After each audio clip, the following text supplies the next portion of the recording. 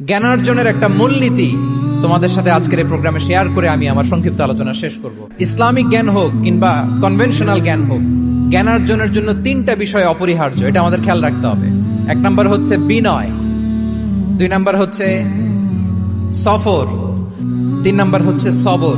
এবার আমি জিজ্ঞেস করি, তোমাদের মুখ থেকে আমি শুনতে চাই, বলো জ্ঞানার্জনের জন্য অপরিহার্য বিষয় কয়টা?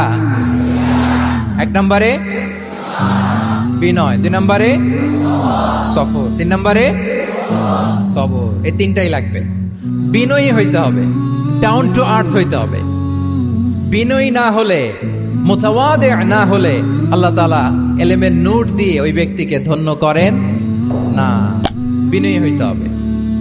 বলা যাবে না যে আমি সব শিখে ফেলছি, আমি সব জানি, আসলে কিছুই জানি না, আসলে কিছুই জানি না। অনেক পড়াশোনা করার একটা বড় সুবিধা হচ্ছে আমি যে কিছুই জানি না এটা জানা যায়। যারা অনেক পড়াশোনা করে, গভীর জ্ঞান অর্জন করে, অনেক পড়াশোনা করার একটা বড় ফায়দা হচ্ছে যে এটা জানা যায় সব শেষে যে আমি কিছুই জানি না। আবুন নাওয়াস একটা চমৎকার কবিতা লিখেছেন। উনি বলেছেন, ফাকুল লিমান ইয়াদঈ ফিল ইলমি ফালসাফাতান হাফিজতা শাইআন ওয়া গাবাত আনকা আশিয়াউ। যে বলে যে আমি সব জানি, তুমি তার বৃদ্ধাঙ্গুলি দেখিয়ে বলো তুমি কিছুই জানো না, তুমি অল্প কিছু জেনেছো। মহাবিশ্বের অনেক রহস্য তোমার কাছে এখন অধরা, এখনো অধরা, অজানা। ওয়া ফাওকা কুল্লি যী ইলমিন আলিম। জ্ঞানীর উপরও জ্ঞানী আছে, জাননেওয়ালার উপরও জাননেওয়ালা আছে। তাহলে বিনয় যেন আমাদের পোশাক হয়, আমরা যেন বিনয়ী হই। আমরা যার কাছ থেকে নলেজ নিব, ইলম নিব, তার কাছে বিনয়ী হইতে হবে। যেই পাত্রে পানি ঢালবো এটা থাকবে নিচে, আর যেই গ্লাস থেকে ঢালা হবে ওইটা থাকে উপরে। মুসা আলাইহিস সালাম একবার বনি ইসরাইলের মাঝে আলোচনা করছিলেন। হঠাৎ এক লোক বলে যে, ইয়া নবী আল্লাহ, মান আ'লামু ফিল আরদ, বর্তমান পৃথিবীতে সবচেয়ে বড় জ্ঞানী কে? তো মুসা আলাইহিস সালাম বলে ফেললেন, আনা, আমি সবচেয়ে বড় জ্ঞানী। এটা ভুল বলেন নাই, কারণ যাকে আল্লাহ তাআলা ওহির জ্ঞানে ধন্য করেন তিনিই তো সবচেয়ে বড় জ্ঞানী। তো আল্লাহ তাআলা এই রেসপন্সটা, এই আনসারটা পছন্দ করেন না। আল্লাহ তাআলা চাচ্ছিলেন মুসা আলাইহিস সালাম যদি বলতো যে আল্লাহই ভালো জানে বা আল্লাহু আ'লাম, আল্লাহই সবচেয়ে জ্ঞানী, এটা আল্লাহ পছন্দ করতেন। তো উনি যখন বলে ফেলছেন আমি, আল্লাহ বলে, না মুসা, তুমি যে বলে ফেললে আমি সবচেয়ে বড় জ্ঞানী, তুমি তো সবচেয়ে বড় জ্ঞানী নও, তোমার চেয়ে বড় জ্ঞানী আছে। শুনে তো মুসা আলাইহিস সালাম অবাক, কি আমার চেয়ে বড় জ্ঞানী কোথায়? আল্লাহ বললেন, ইযহাব ইলা মাজমাইল বাহরাইন, দুই সাগরের মিলনস্থলে যাও, ওখানে আমার এক বান্দা আছে ইসমুহু খাদির। খাদির, যারে আমরা বাংলায় খিজির বলি আর কি, এই খিজির তোমার চেয়েও জ্ঞানী। আল্লাহু আকবার। আপনারা সূরা কাহফের তাফসীর পড়লে জানতে পারবেন। গেলেন, নৌকার মধ্যে বসা, হঠাৎ একটা চড়ুই পাখি এসে সাগরের পানি খাচ্ছে। অনেক, to make the long story short, বড় স্টোরিকে আমি ছোট করে বলছি। দুইজন নৌকায় বসা, একটা চড়ুই পাখি এসে সাগরের পানি খায়। তো খিজির আলাইহিস সালাম বললেন, মুসা, চড়ুই পাখিটা দেখতে পাচ্ছ? মুসা আলাইহিস সালাম বললেন, হ্যাঁ দেখতে পাচ্ছি। চড়ুই পাখি যে পানি খেলো এইমাত্র, এটা দেখেছো? হ্যাঁ দেখেছি। পানি খাওয়ার কারণে চড়ুই পাখির চঞ্চুতে, মানে ঠোঁটে যে একটু সাগরের ছিটে ফোটা পানি লেগেছে, দেখেছো? মুসা আলাইহিস সালাম বললেন, হ্যাঁ দেখেছি।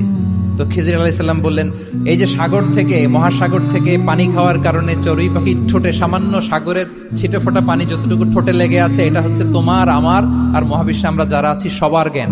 আর এই পড়ে থাকা মহাসাগরের পানি হচ্ছে আল্লাহর জ্ঞান। চড়ুই পাখির ঠোঁটে লাগা পানি তোমার, আমার আর পৃথিবীর সবার, আমাদের যে জ্ঞান আল্লাহ দিয়েছেন এটা। আর মহাসাগরের পানিগুলো কার জ্ঞান? ওয়ামা উতিতুম মিনাল ইলমি ইল্লা কালিলা। আল্লাহ বলেন, একেবারে একেবারে ভেরি লিটল, যত সামান্য জ্ঞান দিয়ে আমি তোমাদেরকে দুনিয়ায় পাঠিয়েছি। এজন্য আমি সব জানি, এটা আজকে থেকে আমরা আর বলবো? আমার শিক্ষার্থী বন্ধুরা নয়েজ করো, বলো আমরা বলবো আল্লাহু আ'লাম। আল্লাহ ভালো জানেন। সাহাবাদের এই বৈশিষ্ট্য ছিল, ওনারাও বলতেন আল্লাহু ওয়া রাসূলুহু আ'লাম, আল্লাহ এবং আল্লাহর রাসূল ভালো জানেন। এবং আমাদের ক্লাসিক স্কলারদের এই বৈশিষ্ট্যটা ছিল, অনেক প্রশ্নের উত্তর ওনারা দিতেন না। আমাদের তো প্রশ্ন করলে আমরা হুটহাট উত্তর দিয়ে দিই। অন এন এভারেজে 10টা প্রশ্ন করলে ইমাম মালিক এর মধ্যে অধিকাংশ প্রশ্নের উত্তরে বলতেন আনা লা আ'লাম, আমি জানি না। আমি জানি না, এটা যখন আমরা বলতে শিখি তখনই বেসিক্যালি আমরা নলেজেবল হয়ে উঠি, জ্ঞানী হয়ে উঠি। তাহলে জ্ঞানার্জনের জন্য অপরিহার্য কয়টা বিষয় বলেছিলাম? মনে আছে না? ঘটনা শুনতে শুনতে কয়টা মোট? এক নম্বরে বিনয়। আমরা বিনয়ী হব। আওয়াজ করে বলি, আমরা কি হব? আমরা বিনয়ী হব। এই যে আমরা কোরআন হেফজ করলাম, এরপরে তুমি যদি বুখারী হেফজ করো, মুসলিম হেফজ করো, এটা তোমার বাহ্যিক জ্ঞান অর্জন হয়েছে। জ্ঞানের দুইটা সাইড, একটা ইন্টারনাল নলেজ আর একটা হচ্ছে এক্সটার্নাল নলেজ। বাহ্যিক জ্ঞান এটা হয়েছে, আরেকটা আছে ইন্টারনাল নলেজ, এটাকে বলে অন্তর্নিহিত জ্ঞান। ইলমে লাদুন্নি ওয়া আল্লামনাহু মিন লাদুন্না ইলমা। এটা শুধু কোরআন হেফজ করলেই হয় না, এটা কোরআন পড়ার পরে, হাদিস পড়ার পরে, এগুলোর উপর আমল করার পরে, বছরের পর বছর সাধনা করার পরে আল্লাহ তাআলা কোন ব্যক্তিকে ইলমের নূর দেন। এটা এত সহজ না। আমরা এক্সটার্নাল নলেজ, বাহ্যিক জ্ঞান খুব সহজেই রিসিভ করতে পারি, কিন্তু ইন্টারনাল নলেজ, যেটা অন্তর্নিহিত জ্ঞান, যেটা তোমার দূরদৃষ্টি বাড়াবে, তোমার ফেরাসাত বাড়াবে, তোমার বিচক্ষণতা বাড়াবে, তোমার ফার সাইটেডনেসকে বাড়াবে, ওই অন্তর্নিহিত জ্ঞানের জন্য বছরের পর বছর সাধনা করতে হয়। সো আমরা যেন বিনয়ী হই, এটা হচ্ছে নাম্বার 1। 2 নাম্বার কি বলেছিলাম? সফর। ফানজুরু কাইফা কানা আকিবাতুল মুকাজ্জিবিন। আল্লাহ বলে সফর করো, সিরু ফিল আরদ, ট্রাভেল করো। ট্রাভেল করলে তোমার চোখ খুলে যাবে। তুমি যদি পেট্রাতে যাও, জর্ডানের পেট্রায়, তোমার চোখ খুলে যাবে। তুমি যদি ফেরাউনের লাশ দেখে আসো, তুমি অবাক হয়ে যাবে। তুমি যদি জর্ডানের ডেড সি ঘুরে আসো, তুমি অবাক হয়ে যাবে। 1000টা বই পড়ে তুমি ওই জ্ঞান অর্জন করতে পারবে না, যেই জ্ঞান তুমি ট্রাভেলিং করে অর্জন করতে পারবে।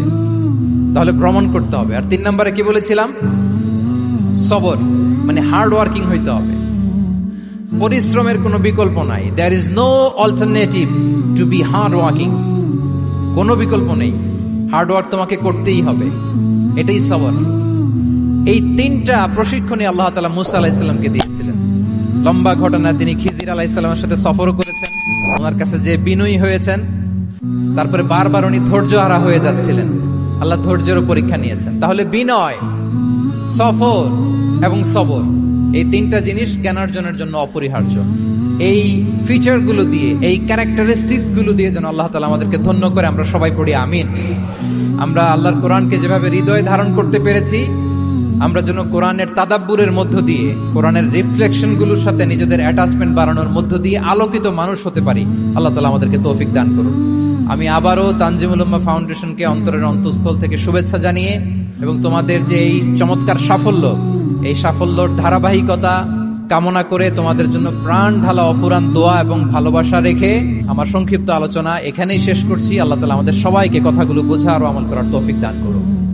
হাদা মা ইনদি ওয়াল ইলমু ইনদাল্লাহি আলাইহি তাওয়াক্কালতু ওয়া ইলাইহি উনীব। আসসালামু আলাইকুম ওয়া রাহমাতুল্লাহি ওয়া বারাকাতুহু।